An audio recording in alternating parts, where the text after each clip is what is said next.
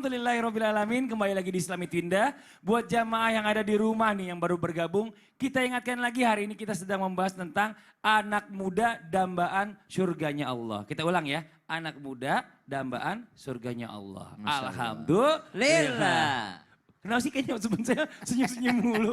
Kita pertanyaan berikutnya. Anak ini harusnya anak muda. Oh gitu. Anak muda. Kita lanjut nih ya.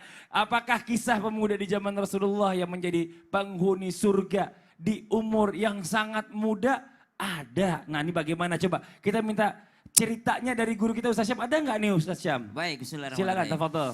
Tapi guruku Ustaz Bani, Ustaz Maulana, Mas Fadli, serta guru-guru kami yang dimuliakan Allah Subhanahu wa taala. Allahumma inna nas'aluka ridhaka wal jannah wa na'udzubika min sakhatika wan nar. Allahumma innaka 'afuwun karim tuhibbul 'afwa fa'fu 'anna ya karim. Amin. Maka dalam riwayat disebutkan tidak ada nabi yang diutus itu kecuali anak muda. Jadi nabi itu pemuda-pemuda semua. Maka subhanallah walaupun mungkin jumlah usianya banyak tapi mereka adalah terhitung anak muda. Maka dikatakan anak muda itu yang mana sih? Anak muda itu yang selalu membicarakan masa depan. Jadi kalau mau selalu menjadi anak muda, maka senantiasalah berbicara tentang masa depan.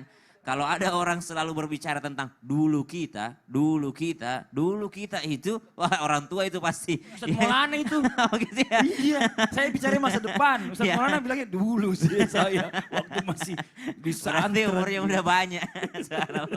Maka ternyata kalau ditanyakan pemuda di masa Rasulullah SAW, satu nama kita ambil pelajaran hari ini tentang seorang yang sangat gagah, seorang yang sangat tampan. Kemudian beliau adalah seorang yang sangat rupawan, kaya raya, ya, dan juga terpandang di kota Makkah, yakni Mus'ab bin Umair. Mus'ab bin Umair saking tampannya, gagahnya, Nabi SAW memujinya. Dan para sahabat juga memujinya. Tidak ada yang lebih tampan sepertinya anak muda di kota Makkah ini selain daripada Mus'ab bin Umair. Ya selain daripada baginda Nabi SAW tentunya karena Rasulullah memiliki kelebihannya sendiri. Lalu ternyata Mus'ab bin Umair adalah orang yang sangat disayang oleh ibundanya. Hingga pada suatu ketika Mus'ab bin Umair mendekatkan dirinya kepada Rasulullah SAW hingga akhirnya memeluk agama Islam. Kisah memeluk agama Islamnya, berita tentang memeluk agama Islamnya Sayyidina Mus'ab bin Umair terdengar oleh ibundanya. Maka ibundanya pun berkata kepada anaknya, "Wahai anakku, jikalau engkau sayang kepada ibumu, maka tinggalkanlah agama Muhammad. Engkau kembalilah kepada agama nenek moyang kita. Tinggalkan Muhammad wahai anakku. Jikalau engkau tidak mau meninggalkan Muhammad, ibu akan berdiri di atas teriknya matahari, di bawah teriknya matahari. Kemudian ibu tidak akan mau makan sesuap pun. Ibu tidak akan minum seteguk pun. Wahai anakku, biarkan ibu mati di bawah teriknya matahari ini." Apa kata Mus'ab bin Umair? Kata Mus'ab bin Umair, "Wahai ibuku, andai kata engkau punya 100 nyawa dan 100 nyawa itu keluar dari tubuhmu, aku sayang padamu, tapi aku tidak akan pernah meninggalkan agama Islam. Aku tidak pernah meninggalkan keimananku kepada Allah dan kepada Rasulullah sallallahu alaihi wasallam." Maka diboikotlah seorang pemuda yang tampan rupawan tadi daripada harta benda ibunya, daripada keluarganya, hingga akhirnya ia pun berhijrah menuju Yathrib ataupun menuju Madinah.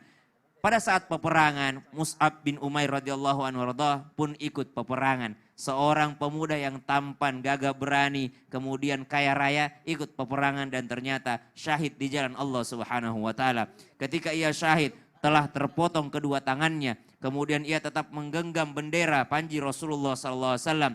Namun ketika dijenguk oleh para sahabat dan Rasulullah, ternyata pakaiannya yang digunakan untuk menutupi syahidnya Mus'ab bin Umair, ketika ditarik untuk menutup kakinya, kepalanya kelihatan. Kepalanya ditutupi, kakinya kelihatan. Maka baginda Nabi SAW mengatakan, lihatlah seorang pemuda ini. Dahulu dengan pakaiannya yang mewah. Dahulu dengan pakaiannya yang luar biasa indahnya. Sekarang untuk menutupi tubuhnya pun yang syahid tidak mencukupi untuk menutupi tubuhnya. Namun dia mulia di mata Allah Subhanahu wa taala, seorang penghuni surga. Maka teman-teman sekalian, bukan pakaian kita yang menjadi ukuran di mata Allah Subhanahu wa taala. taala. Walibasut taqwa dzalika khair. Akan tetapi pakaian ketakwaan bagi pemuda lah yang bernilai di mata Allah Subhanahu wa taala. Banyak di antara kita pemuda memperbaiki zahirnya, memperbaiki fisiknya, namun lupa untuk memperbaiki rohaninya. Belajarlah kita daripada Sayyidina Mus'ab bin Umair, meninggalkan seluruh harta bendanya, meninggalkan seluruh kekayaannya. Mungkin dahulu dia terlihat tampan, gagah, berani, namun ternyata ketika syahid dia tampan dan berani di mata Allah Subhanahu wa taala. Wallahu taala a'lam. Masya Allah, memang bukan keputusan yang mudah intinya. Betul. Ini berat tapi dilaksanakan ternyata Masya Allah hadiahnya dari Allah surganya. Luar Allah. biasa. Masya Allah. Mudah Jazakallah khairan katsiran. Sama-sama, Ustaz Syam. Mas Fadli. Terima kasih banyak. Jadi buat anak muda di rumah jangan pernah berputus asa. Jadi kalau sesuatu yang perlu ditinggalkan, tinggalkan. Ya mudah-mudahan itu jauh lebih baik karena di mata Allah akan lebih baik pastinya. Nah,